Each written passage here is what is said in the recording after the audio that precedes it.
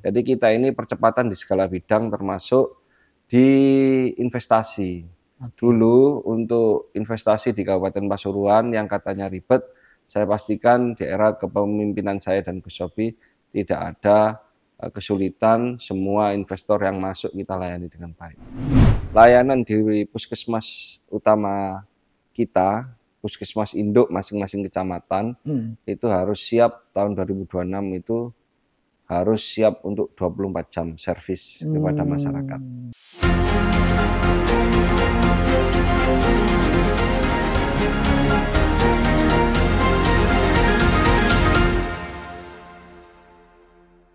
Assalamualaikum warahmatullahi wabarakatuh. Salam sehat dan salam sejahtera untuk kita semua. Kembali dalam acara Gebrakan Sang Pemimpin bersama saya Tri Mulyono, pemimpin redaksi Tribun Jatim Network. Tribuners, semua pemerintahan daerah di Indonesia diberikan wewenang untuk melakukan perubahan alokasi keuangan PAK dalam APBD 2025 dengan pertimbangan untuk menyesuaikan dengan dinamika ekonomi dan juga skala prioritas yang ingin dicapai lebih cepat dalam tahun ini, termasuk di Kabupaten Pasuruan. Dan untuk mengetahui apa yang menjadi dasar dan tujuan dari PAK di APBD 2025 Kabupaten Pasuruan telah hadir bersama kita semua. Yang nomor 1 di Kabupaten Pasuruan, Bapak Bupati Rusdi Sudtejo, yang kerap kita sapa Mas Rusdi. Selamat pagi, Assalamualaikum warahmatullahi wabarakatuh Mas Rusdi. Pagi, Pak Uno. Sehat sekali ini rasanya. Ya, alhamdulillah. Agak pilek sedikit rasanya. Tetap semangat. Baik, Mas Rusdi, bisa dijelaskan apa yang menjadi dasar utama dalam PAK APBD 2025 tahun ini? Ya, Mas Rusdi.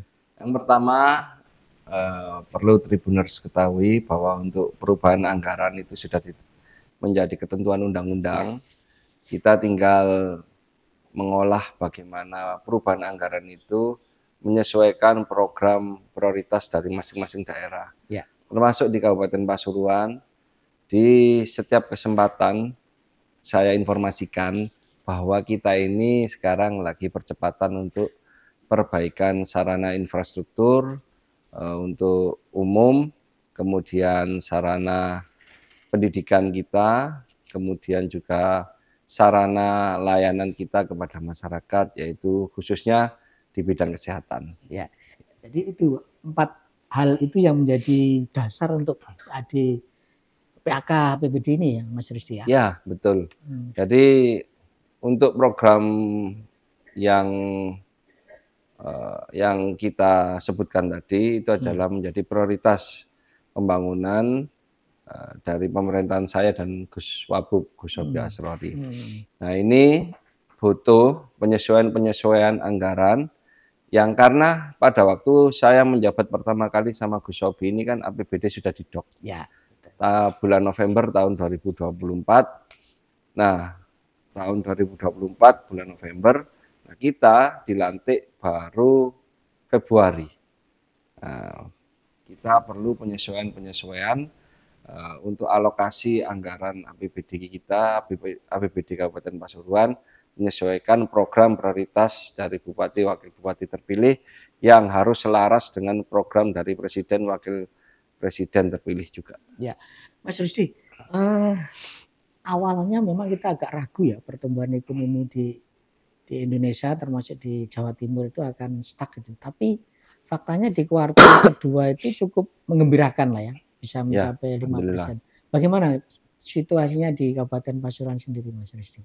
Kabupaten Pasuruan ini alhamdulillah kita ini ada di segitiga emas, persimpangan. Kita ini penopang ibu kota Jawa Timur, kota Surabaya, kemudian Sidoarjo, Gresik, yang notabene itu adalah kota perdagangan dan kota industri juga.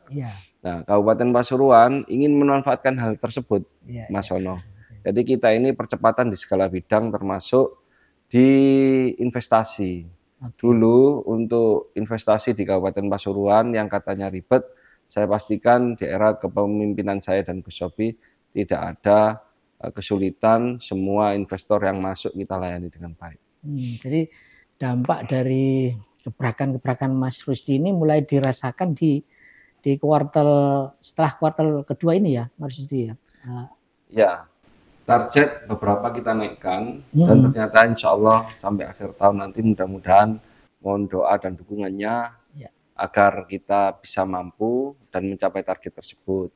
Mm. Seperti terkait pendapatan asli daerah. Oke. Nah itu kita dari target yang tahun 2024 itu kita naikkan 2025 ini insya Allah akhir tahun nanti bisa tercapai. Bisa menembus 1 triliun itu yang kemarin jadi cita-cita Mas Rusdi ya? Ya, selama ini PAD kita Ya. itu belum pernah mencapai angka 1 triliun. Hmm. Untuk tahun 2025 ini kita usahakan PAD kita naik bisa menembus angka 1 triliun. Nah itu bagaimana Mas Rusdi caranya itu bisa mencapai angka itu?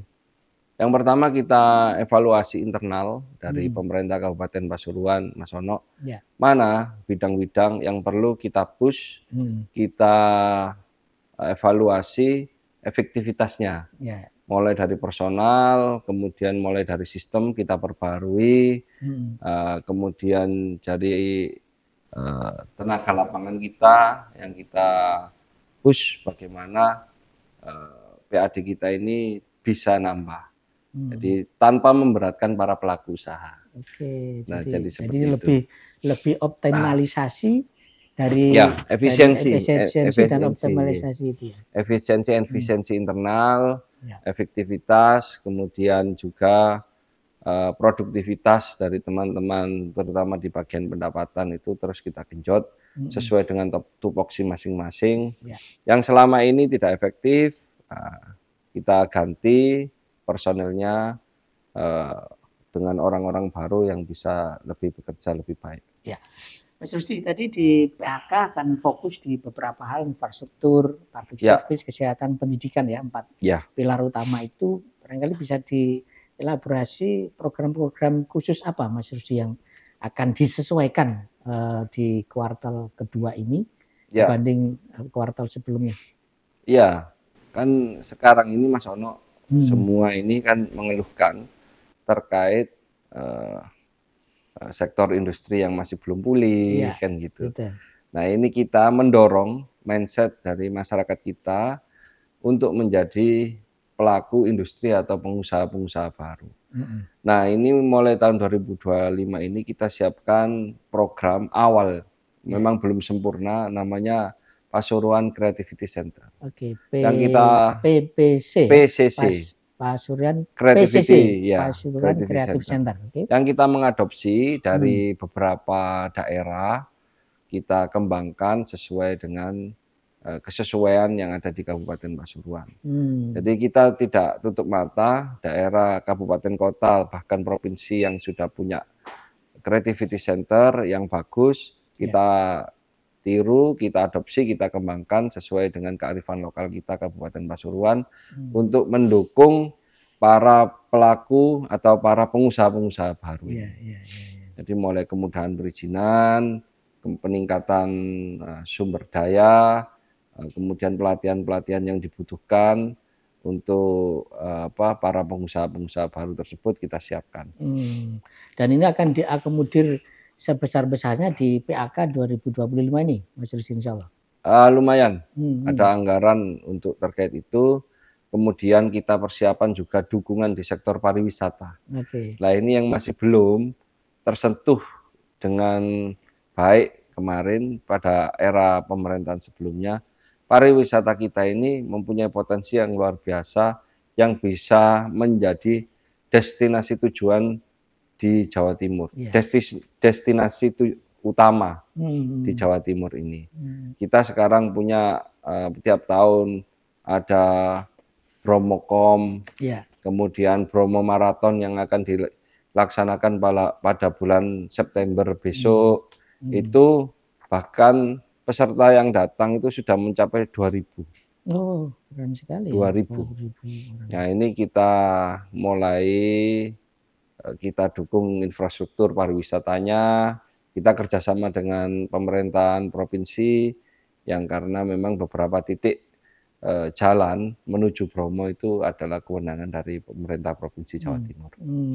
Itu yang terkait. Tapi nanti apakah ada intervensi dari pemerintah kabupaten untuk mendorong infrastruktur menuju cita-cita wisata yang lebih maju itu, Mas Rusdi? Ya, jadi kalau Bromo itu ada di persimpangan 4 daerah, termasuk Kabupaten Pasuruan.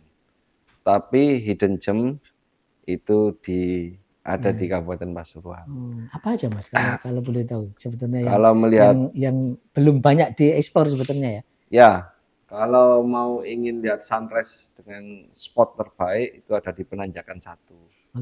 Kalau mau lihat spot untuk melihat lautan pasir itu foto dengan background lautan pasir terbaik itu ada di Bukit Cinta. Nah itu di Weibo atau sosial media di Cina itu luar biasa.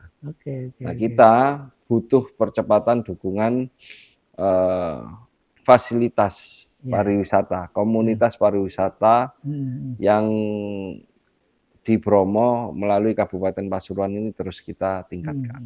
Dan itu akan tercermin setidaknya akan mulai tercermin di PAK ini ya, Mas Rusdi ya, beberapa percepatan itu ya. Ya betul.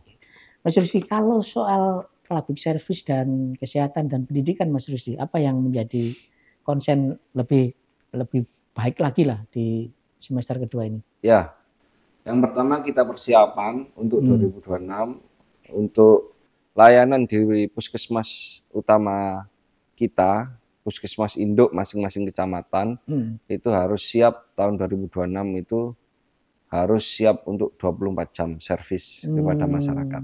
2024, tapi 2025 sudah mulai dicoba-coba ya? Mulai persiapannya di 2025 ini.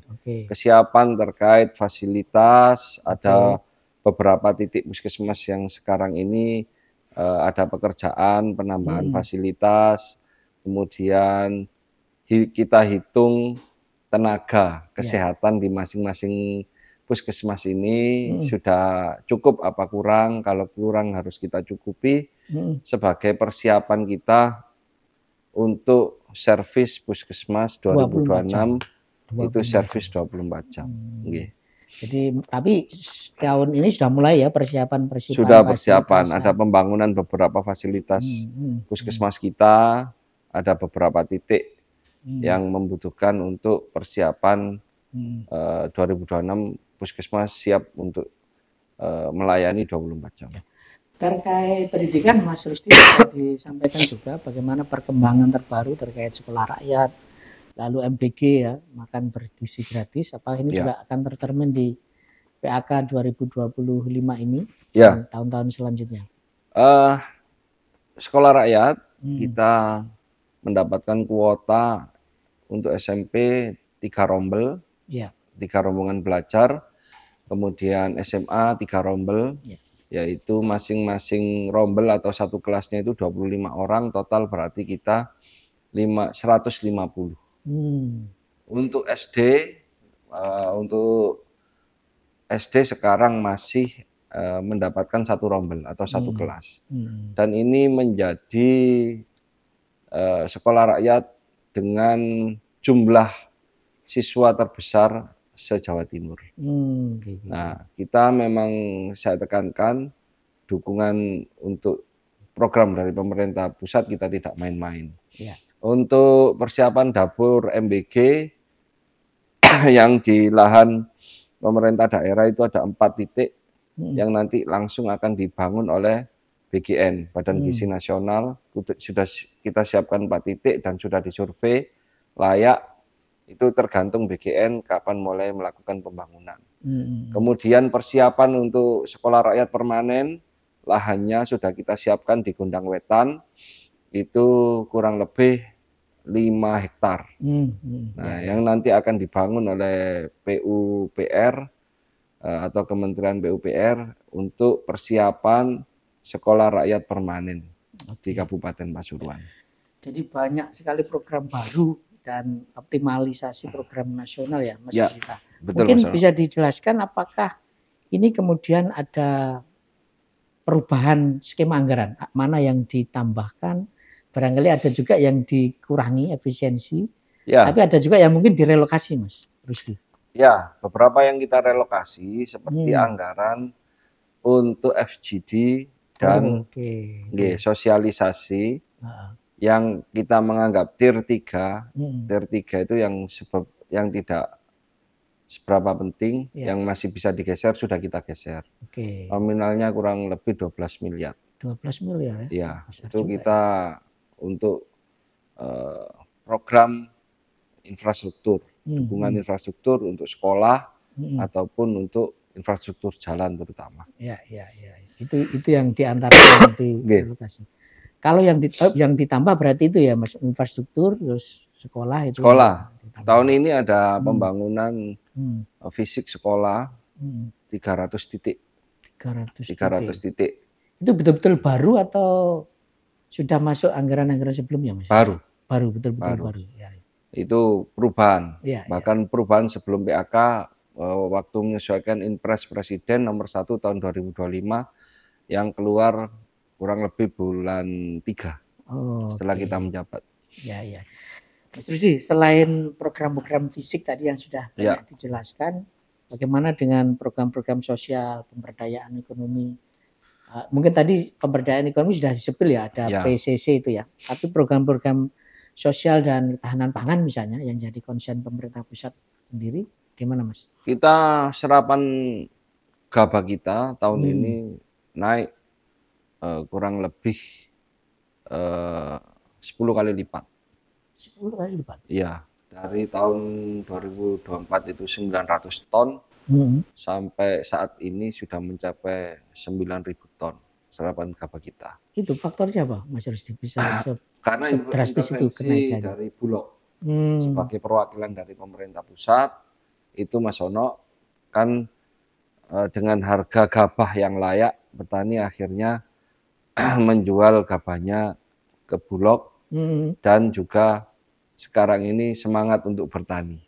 Oh, iya. Itu ya. Jadi Karena pada waktu panen raya saja gabah petani sudah 6.500. 6.500 minimal. Ya, itu sudah cukup efisien ya, cukup ekonomis ya untuk petani, cukup lumayan ekonomis. Sudah untung petani. Biasanya kan kalau panen raya itu harga gabah bisa turun sampai 3.500, 4.000 kan gitu. Nah ini kan sudah ada aturan bahwa harga eceran terendah itu di tingkat petani itu 6.500. Tinggal mungkin ini Mas Rusdi juga pengawasan ketika para pengusaha gabah ini ketika produksi beras, berasnya juga harus dijual dengan standar HIT yang pas gitu ya. Kan bisa jadi ada pengusaha yang nakal ketimbun atau apa gitu Mas Rusdi. Ya, jadi gini, dengan adanya HIT, harga gabah, harga eceran terendah 6.500, beberapa pengusaha penggilingan padi mengeluhkan sulit untuk menjual dengan harga eceran tertinggi 12.500 berasnya. Kan? Nah ini aspirasi ini yang akan kita sampaikan ke Kementerian Pertanian untuk mencari formulasi bagaimana para penggiling padi ini tidak sampai rugi. Betul. Nah, ya, kalau tidak sampai rugi kan enak. Jadi ada serapan yang diserap gabah kita oleh Bulog, tapi petani kita oleh Bulog, juga ada yang serapan gabah kita yang diserap oleh swasta. Jadi istilahnya harga beras pun tidak sampai merugikan pengusaha maupun masyarakat. Gitu ya. Maupun petani. Pengusaha penggilingan ataupun petani. Nah, kalau sekarang ini kan bukan panen raya, gini sudah ada yang nyampe 7.000. Oh iya. 7.500 kan itu gitu. Berarti kan berasnya bisa harga kalau 12.500 bisa lebih dari itu, bisa 13 ribuan ya. Iya. Kalau dijual dengan HET dari 12.500, pengusaha merasa keberatan. Kalau soal ini Mas Rusdi, bidang program-program sosial bisa disampaikan apa yang jadi konsen di semester kedua ini? Nah, dukungan beberapa kegiatan untuk teman-teman disabilitas itu kita lakukan, termasuk Gerkatin, itu Gerakan Tunarungu Indonesia yang menyampaikan aspirasinya, kita dukung dengan beberapa kegiatan untuk mendukung teman-teman disabilitas. Kemudian juga untuk menegakkan perda. Hmm. Perda saya minta ke dinas terkait untuk mengevaluasi. Selama ini yang dikeluhkan teman-teman disabilitas itu tidak bisa mengakses pekerjaan di sektor formal, Iya, iya. di sektor industri. Nah ini bahkan ada beberapa yang menyampaikan ke kita, di kita ini sampai Pak Bupati kerja di daerah kabupaten kota yang lain. Padahal kita ingin lebih dekat bisa bekerja di Kabupaten Pasuruan. Ini menjadi salah satu masukan aspirasi dari teman-teman yang nanti kita dinas terkait untuk segera melakukan evaluasi kebijakan apa yang harus kita ambil, kebijakan baru apa untuk mendukung teman-teman disabilitas tersebut. Ya, ya. Mas Rusdi, soal transparansi dan partisipasi publik ya dalam setiap kebijakan Mas Rusdi ini, khususnya termasuk di PAK ini ya. Ya. Bagaimana Mas Rusdi melibatkan masyarakat agar betul-betul program-program yang dicanangkan itu memang aspirasi dari bawah, Mas Rusdi? Sekarang ini banyak ada musrenbang, mulai dari tingkat desa, kemudian kecamatan, kemudian terakhir musrenbang kabupaten, ada forum OPD, kemudian kita undang banyak tokoh masyarakat untuk masukan pembangunan yang ada di Kabupaten Pasuruan. Juga sekarang era media sosial. Iya sih, itu ya. Nah, itu. Tapi harus dikelola dengan baik, Mas. Kadang kan kalau orang di media sosial itu kan dengan mudahnya ya, menyampaikan, tetapi kadang nggak jelas ini siapa yang menyampaikan. Gitu. Nah, jadi mungkin ini juga sebagai sarana kita tetap isu di media sosial kita perhatikan, terutama bagi para tribuners yang domisili Kabupaten Pasuruan. Kalau ada aspirasi itu monggo bisa disampaikan langsung ke kita melalui channel pemerintah Kabupaten Pasuruan ataupun media sosial pemerintah Kabupaten Pasuruan. Contoh ketika kita turun ke puskesmas yang ada di Kabupaten Pasuruan, itu pasti kita lihat komentarnya. Pak Bupati, itu kalau sama jenengan saja dokternya ramah, sebenarnya dokternya itu kurang ramah. Oh gitu ya? Iya. Ada yang gitu juga? Jadi kita sampaikan ke kapus, kepala puskesmasnya. Loh, ini loh Bu, Pak, ini ada keluhan masyarakat seperti ini, tolong diperbaiki. Jadi iki ya kudu hati-hati ya para OPD ini. Enggak, sebenarnya enggak perlu hati-hati. Sebenarnya kalau kita melayani masyarakat sesuai dengan passion kita di fasilitas kesehatan, seharusnya kan ya tetap, kalau saya kan menyebutkan pelayanan yang prima, yaitu yang ramah, kemudian yang bisa mengayomi orang sakit ya datang ya ojo bentak, belum diperiksa dibentak wis takut duluan. Tambah nemen loro ning. Jadi seperti itu. Dan responnya bagaimana Pak Bupati dengan apa ya? Ini gebrakan-gebrakan baru lah dari Mas Rusdi. OPD menyambutnya seperti apa? Alhamdulillah sambutan dari OPD karena teman-teman OPD mengetahui tupoksinya Mas Ono, jadi tinggal menyesuaikan saja. Jadi saya sampaikan pada dasarnya kita ini adalah ASN yang paling utama adalah kepentingan umum harus didahulukan daripada kepentingan pribadi.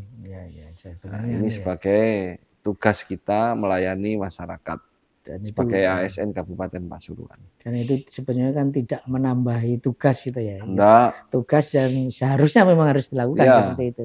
Banyak yang kita perbaiki Mas Ono, termasuk masalah lingkungan. Nah, sekarang kita untuk PAK ini kita geser anggaran kita untuk pembelian insinerator. Untuk pengolahan sampah yang ada di Kabupaten Pasuruan. Nah, itu sekarang kita desentralisasi. Kalau bisa sampah di masing-masing kecamatan itu selesai di kecamatan masing-masing, tidak ke TPA. TPA itu adalah terakhir sudah.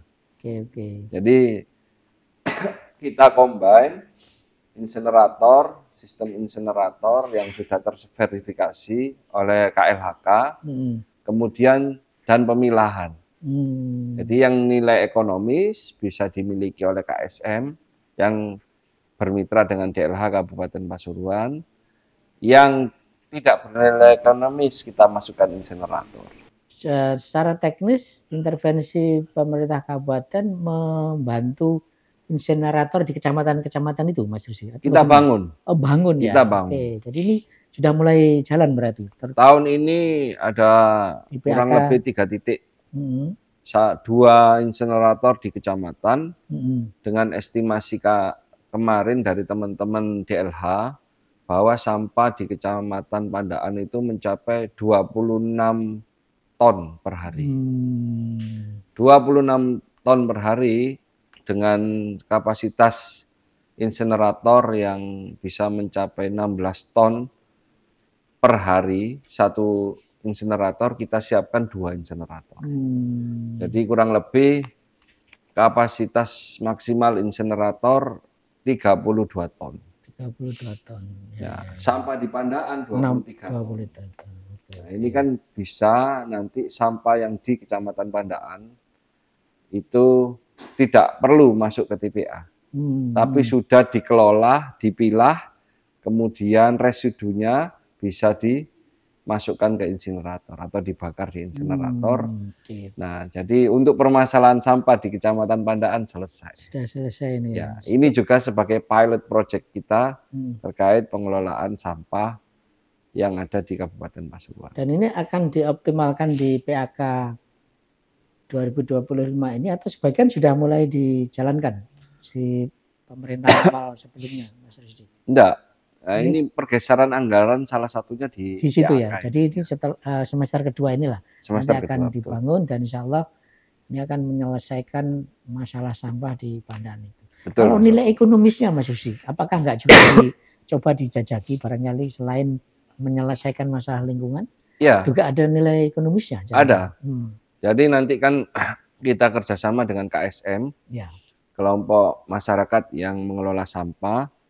Nilai yang sampah bernilai ekonomis seperti botol plastik itu dipilah dulu, diambil, kemudian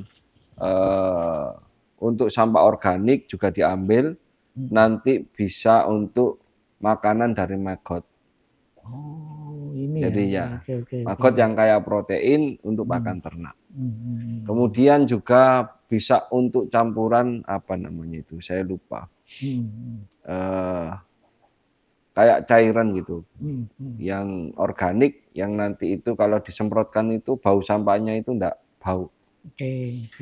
Apa lupa saya. Nah, jadi itu beberapa nilai ekonomis yang akan coba nanti dikembangkan ya. Iya, betul. Yang jelas kita permasalahan sampah ini kan sudah kita ini krodit ya. Sudah ibarat kanker itu stadium 3. Jadi ini harus benar-benar mulai kita kelola dengan zero waste target kita. Itu kenapa kok Pandaan yang menjadi konsentrasi sih, Mas Rusdi? Kenapa? Sebetulnya apakah perkembangan kota ke situ atau bagaimana sih?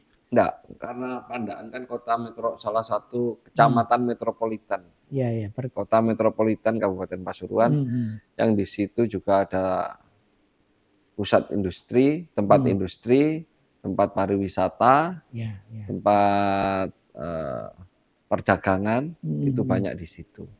Nah, dan kenapa di Pandaan? Karena hitungan DLH bahwa sampah di Pandaan itu 26 ton, insinerator yang kita siapkan itu cukup sampai 32 ton. Jadi coba kita siapkan 2 insinerator, bahwa setelah ini sampah yang dari lingkungan Kecamatan Pandaan tidak masuk ke TPA. Cukup dikelola di Pandaan sendiri. Cukup di Pandaan.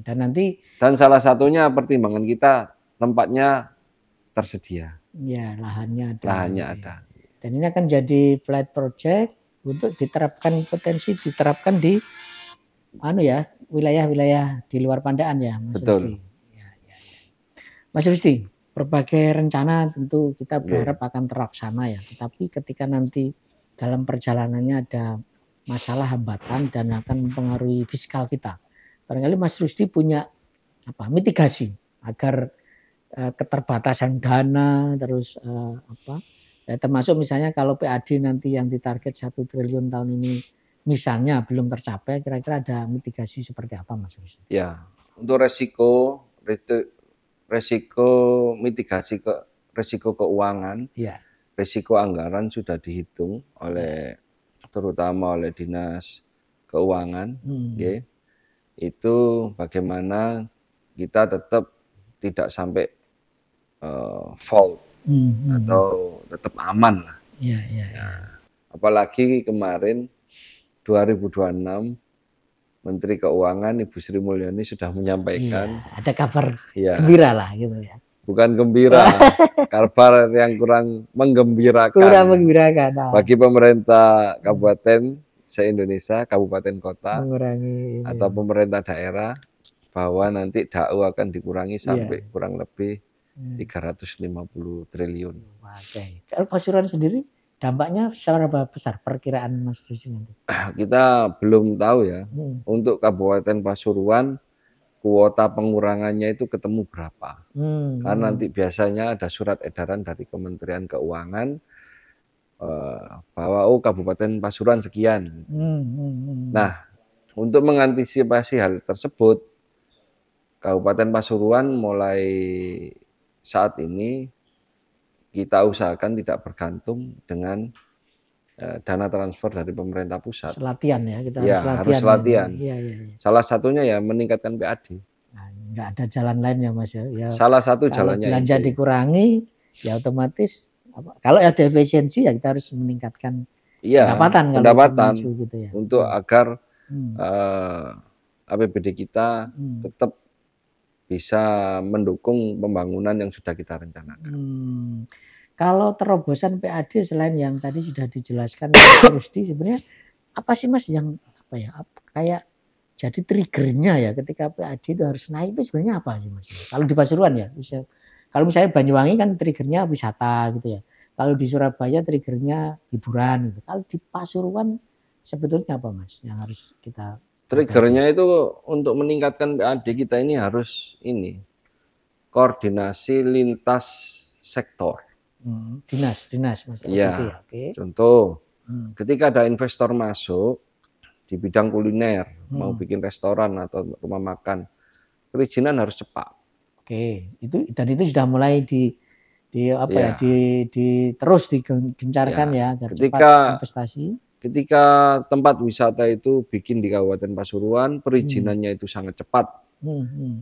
Berarti kan segera bisa untuk membangun nih. Nah, setelah itu kita otomatis harus ngeling ke Dinas Pendapatan. Mereka kan ketika sudah mendapat keuntungan harus membayar retribusi kepada pemerintah Kabupaten Pasuruan. Dan selama ini belum sampai ke situ, Mas. Misalnya antar dinas ini, koordinasinya kadang masih tersendat.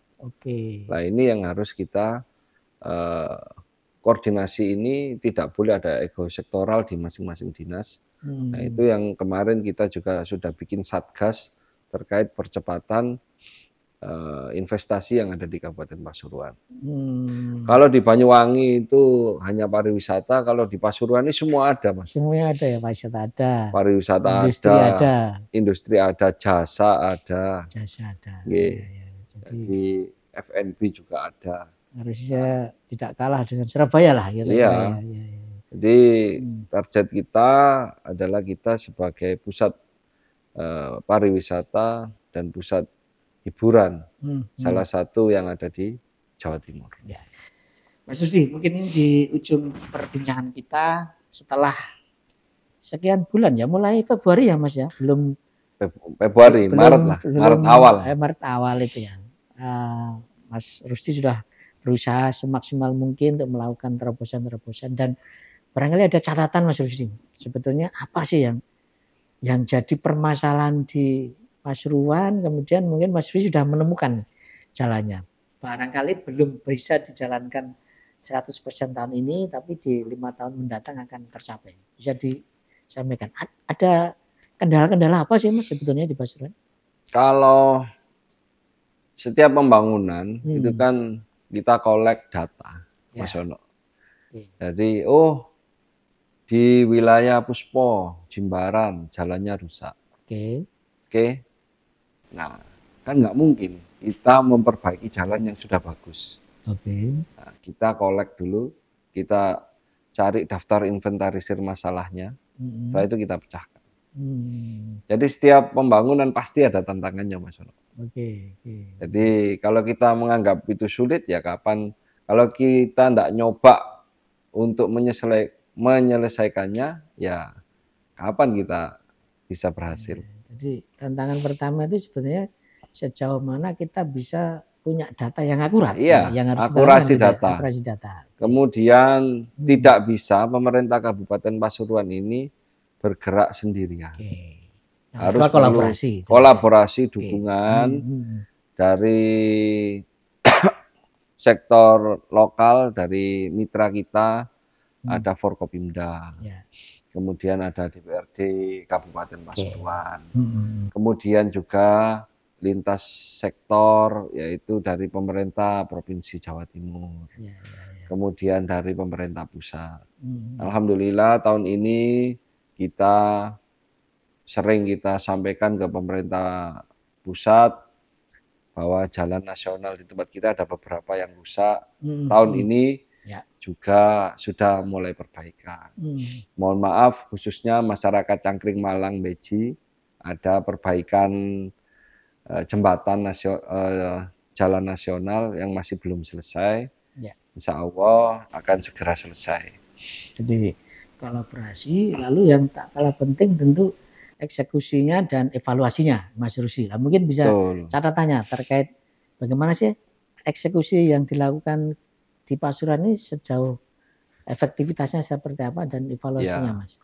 Kadang kita ini, kalau saya prinsipnya seperti hari ini ada Bappenas nih, Badan Pembangunan Nasional. Kita sering-sering main ke sana, kemudian ngambil program.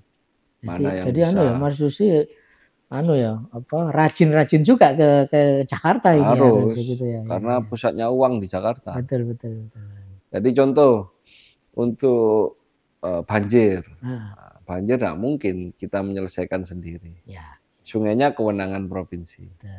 Ada Sungai Rejoso, kemudian Sungai Welang, Sungai Bukwedi yang ikut tembus banjirnya sampai di Jalan Nasional Kota Pasuruan itu. Kemudian ada Sungai Kedung Larangan di Bangil dan Sungai Werati Baru itu yang kewenangan dari pemerintah pusat.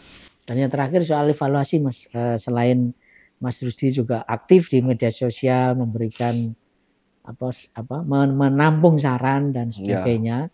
Barangkali ada mekanisme yang lain ya untuk menerapkan evaluasi yang presisi, Mas, terkait eksekusi.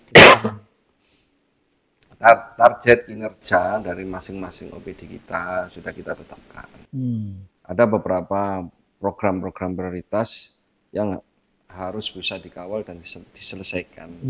Itu menjadi salah satu bentuk, salah satu evaluasi kita ke dinas masing-masing. Contoh kalau dinas itu bergerak di bidang layanan kepada masyarakat, ada layanan kesehatan, dinas kesehatan, kemudian RSUD kita, puskesmas, yaitu kita lihat kinerjanya sejauh mana. Indikatornya kan ada. Ada rapornya ya. Ada rapornya. Kemudian layanan kependudukan, Dispenduk Capil, sejauh mana inovasi dari Dispenduk Capil Kabupaten Pasuruan untuk melayani masyarakat. Tahun depan kantor Dispenduk Capil yang di seberang kantor Bupati ini tidak boleh melayani masyarakat datang ke kantor. Kita akan tiru yang ada di Grobogan kalau nggak salah. Grobogan atau di mana itu. Itu bahwa kantor Dispenduk Capil adalah tempat server, kemudian tempat approval. Jadi layanan kependudukan cukup sampai di kecamatan masing-masing. Bahkan lewat digital? Iya, semua digital. Jadi mulai foto KTP, anak umur 17 tahun nih, baru bikin KTP. Berarti kan harus rekam, Oke. ya kan? Rekam sampai KTP, foto, kemudian itu cukup di kecamatan. Oke. Kalau bisa sampai cetak KTP-nya itu di masing-masing kecamatan. Tidak boleh jauh-jauh sampai ke kantor Dispenduk Capil di sini. Dan itu bagian dari evaluasi setelah Mas Rusdi menjabat ya, ini salah satunya Ya, gitu ya, salah satunya. akan dievaluasi dan akan diselesaikan Ya, cara itu. nah itu harus tahun 2026 sudah harus kita mulai hal tersebut. Jadi jangan sampai rumahnya di Tosari datang ke Bangil hanya untuk ngurus KTP. Terakhir sekali ini Mas Rusdi, selama sekian bulan menjabat ini, apa sih yang menurut Mas Rusdi yang paling banyak dikeluhkan masyarakat Pasuruan, Mas Rusdi? Infrastruktur dan layanan kesehatan. Itu ya dua pilar itu, dan insya Allah ini akan mulai harus diperbaiki di tahun ini dan tahun-tahun mendatang. Ya, saya sampaikan kita akan terus melakukan perbaikan-perbaikan di layanan kesehatan kita, layanan pendidikan kita, layanan infrastruktur kita. Jadi ini sekarang untuk saat ini aja yang dikeluhkan masyarakat salah satunya RTH, ruang terbuka hijau kita yang layak untuk masyarakat, untuk kegiatan masyarakat berkumpul itu atau memanfaatkan RTH kita masih sangat kurang, masih sangat belum maksimal.